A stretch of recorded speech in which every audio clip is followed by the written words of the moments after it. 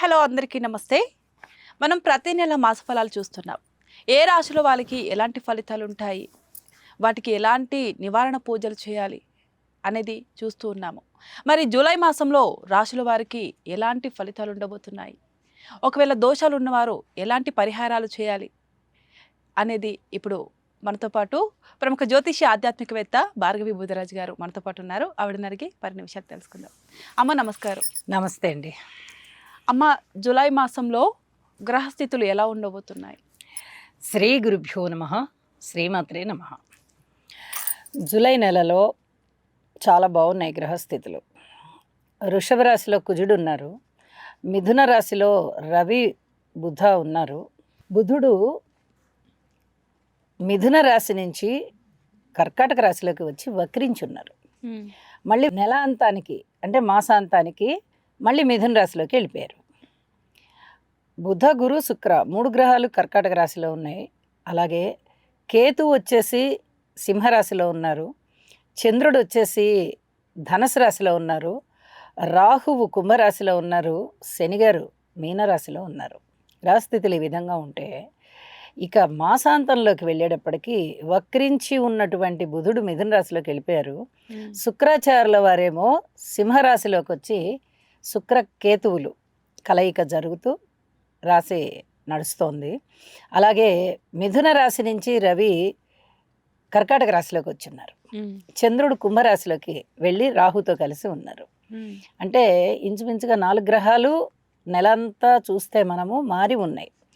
నెల మొదట్లో ఉన్నటువంటి స్థితుల కన్నా నెల అంతంలో మాసాంతంలో 4 గ్రహాలు మారి ఉన్నాయి.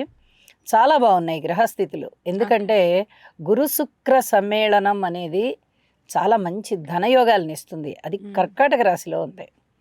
కర్కాటక రాశిలో చాలా అద్భుతమైనటువంటి స్థితి.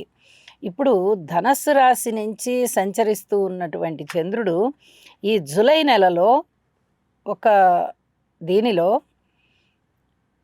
గురు శుక్రులతో కలుస్తారు. అది ఇంకా అద్భుతమైనటువంటి పరిస్థితి అన్నమాట. చాలా గురువు శుక్రుడు ఇద్దరు కలవడమే చాలా అద్భుతమైన యోగం. అంటే ఆ రాశ్యాధిపతి చంద్రుడు కలవడం మరింత యోగాన్ని ఇస్తుంది. ఇది చాలా అద్భుతమైనటువంటి యోగంగా చెప్పచ్చు. అలాగే శుక్రకేతువుల యొక్క స్థితి అంత మంచిది కాదు, జాగ్రత్తలు తీసుకోవాలి. ఎందుకంటే శుక్రకేతువుల కలయిక ప్లస్ రాహు దృష్టి కాబట్టి ఇది వైవాహికమైనటువంటి బంధాలని చాలా వరకు ఇబ్బందికరం చేస్తుంది. నెల అంతంలోకి వెళ్ళేటప్పటికి ఇది కొంచెం జాగ్రత్తగా ఉండాల్సిన టైము. అలాగే శనిగారి యొక్క తృతీయ దృష్టి కుజుడి మీద పడుతూ కొంచెం ఇబ్బందికరమైనటువంటి ఫలితాలను చూపిస్తూ ఉంటుంది. అయినప్పటికీ భయపడాల్సిన పనేమి లేదు. ఎందువల్ల అంటే ఈ శనిగారి మీద గురువుగారి యొక్క దృష్టి పడుతూ చాలా మంచి ఫలితాలను ఇస్తుంది.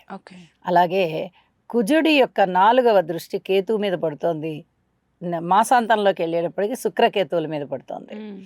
ఇది కొంచెం స్నేహాల విషయంలో కానీ ప్రేమ విషయంలో కానీ చాలా జాగ్రత్తగా ఉండవలసినటువంటి అంశం. అలాగే ఇంకా వేరే ఏమన్నా గ్రహస్థితులు ఇదిగా ఉన్నాయా అంటే మనకి మాసాంతంలో గురువు గారి యొక్క దృష్టి చంద్రుడి మీదకి వెళ్తుంది. అంటే 3 దృష్టిలు ఉంటాయి. ఒకటి 5వ స్థానాన్ని చూస్తారు, ఒకటి 7వ స్థానాన్ని చూస్తారు, ఒకటి 9వ స్థానాన్ని చూస్తారు. ఇప్పుడు ఈ మాస ప్రారంభంలో చంద్రుని మీద దృష్టి పడట్ల గురువుగారిది, కానీ మకర రాశిలోకి వెళ్ళేటప్పటికి పడుతుంది. అలాగే మీనరాశిలోకి వెళ్ళేటప్పటికి కూడా పడుతుంది. మళ్ళీ తిరిగి వచ్చి నెల అంతా అయిపోయి మళ్ళీ తిరిగి వచ్చి ఒకసారి మళ్ళీ తప్పనిసరిగా 5వ దృష్టిలో కూడా పడతారు. అప్పటికి దాదాపుగా నెల వస్తూ ఉంటుంది. ఈ గురు శుక్ర సంయోగంతో కలిసినటువంటి చంద్రుడు మనం ఆ ఎపిసోడ్ కూడా చేశాము. చాలా అద్భుతమైన ఫలితాలు ఉంటాయి. కాబట్టి ఈ దృష్టి ఫలితాలని కూడా పరిగణనలోనికి తీసుకోవాల్సి ఉంటుంది. అమ్మ, వృశ్చిక రాశి వారికి ఎలా ఉండబోతుంది? వృశ్చిక రాశి వారికి మంచి రోజులు మొదలయ్యాయి జూన్ నుంచే.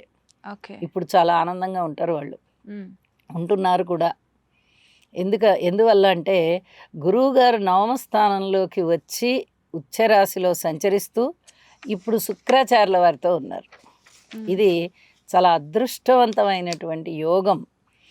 ధనయోగాలు ఉన్నాయి, అలాగే అదృష్టవంతమైనటువంటి కాలం అని ఎందుకు అంటున్నానంటే కీర్తి ప్రతిష్టలు బాగా పెరుగుతున్నాయి, పిత్రార్జితం వస్తుంది, విద్య చాలా బాగుంటుంది, ఉన్నత విద్య చదివే వారికి స్కాలర్షిప్లు వచ్చే అవకాశం కూడా ఉంది. అలాగే పిత్రార్జితం కూడా బాగానే ఉంటుంది అని చెప్పచ్చు. తర్వాత సంతాన రీత్యా బాగుంటుంది, ఉద్యోగ రీత్యా బాగానే ఉంటుంది. అంటే ఏంటి, అన్ని అంశాలలోనూ వీళ్ళకి ఒక మనస్తృప్తి కలిగే విధంగా నడుస్తూ వెళ్తుంది. ఇవాళే గొప్ప గొప్ప ఫలితాలు వచ్చేస్తాయి అంటే ఇవాళే రాకపోవచ్చు, కానీ ఆ ఛాయలు తెలుస్తూ ఉంటాయి. ఉద్యోగ జీవితంలో అందరూ సహకరించడం, పై అధికారులు కాస్త ఏదైనా ఓ 10 రోజులు ఆగవయ్యా నీకు ఏదో ప్రమోషన్ ఇప్పిస్తాను, ఇలాంటివి ఏమన్నా శుభ సంకేతాలు ఇవ్వడము, ఇలాంటి వాటి వల్ల చాలా మనసు ప్రశాంతంగా ఉంటుంది వీరికి. మనకి ఒక నెలలోనో ఓ 10 రోజుల్లోనో ఎప్పుడో ఒకప్పుడు ఒక ఇంక్రిమెంట్ మంచి పడుతుందేమో, లేకపోతే ఒక ఎప్రిసియేషన్ వస్తుందేమో, ఇంకా జాగ్రత్తగా కష్టపడి ఇంకా మంచి పేరు సంపాదించుకుందాం, ఇలా వీళ్ళు ఆలోచించుకోవడానికి ఉంటుంది. అలాగే అన్నదమ్ములతో సహాయ సహకారం అంత పెద్ద గొప్పగా ఉండదు, అయినా వీళ్ళు భయపడరు. ఏం పర్వాలేదు వాడే వస్తాడు దారికి అనే ఇట్లా అనుకుంటారు. అంటే మనోబలం బాగా పెరుగుతుంది, మనోబలం పెరుగుతుంది. సంతాన రీత్యా పూర్వం కన్నా ఇప్పుడు చాలా ఓర్పు కలిగి ఉన్న దానికి మంచి ఫలితాలు ఇప్పుడు బాగా కనిపిస్తూ ఉంటాయి. రుణభారాలు తగ్గేటటువంటి అవకాశం ఉంది. భార్యాభర్తల అన్యోన్యత విషయంలో మటుకు పరస్పర విభిన్నమైనటువంటి పరిస్థితులు కనిపిస్తున్నాయి కాబట్టి కొంచెం జాగ్రత్తగా చూసుకోవాలి. ఇక్కడ సప్తమంలో కుజుడు ఉన్నారు, సప్తమాధిపతి నవమంలో ఉన్నారు, పరస్పర విరుద్ధం అన్నమాట. కాబట్టి కొంచెం జాగ్రత్తగా ఏదన్నా అది ఒక కలహానికి దారితీస్తుందేమో అనేటటువంటి పరిస్థితులని కొంచెం కట్టడి చేసేసుకుని అక్కడికి ఓర్పు కలిగి ఉన్నట్టయితే చాలా వరకు తగ్గిపోతాయని చెప్పచ్చు. ఈ మాసాంతంలోకి వెళ్ళేటప్పటికీ దశమ స్థానంలోకి వస్తున్నారు శుక్రాచార్యుల వారు, బాగుంటుంది.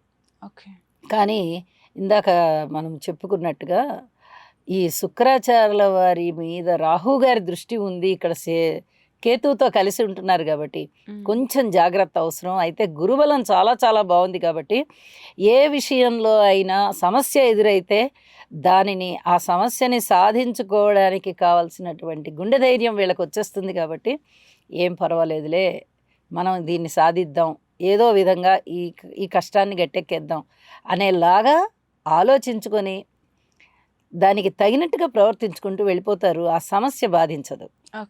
ఇది ఈ నెలంతా కూడా వీరికి సంతోషం కలిగించే విషయం ఏంటి అంటే ఇదే అన్నమాట. ఈ రాశుల వాళ్ళు ఏ దేవుడికైనా ప్రత్యేక పూజలు చేస్తే బాగుంటుందంటారా? చేయాలండి. సుబ్రహ్మణ్యేశ్వర స్వామికి చేయడము, అలాగే పంచమ స్థానంలో శనిగారు ఉన్నారు కాబట్టి శనిగారికి కొంచెం తైలాభిషేకం చేసుకొని కాసిన నువ్వులు దానం చేసి, అలాగే సంతానం విషయంలో కొంచెం ఓర్పు కలిగి ఉండి ఇలా ఉన్నట్లయితే చాలా వరకు సమస్యలు తగ్గిపోతాయండి. కుజుని యొక్క స్తోత్రాలు వీలైనంత ఎక్కువగా చదువుకుంటూ ఉండాలి. ఏదైనా భక్తి ప్రపత్తులతో చేస్తే ప్రశాంత జీవితం వస్తుంది.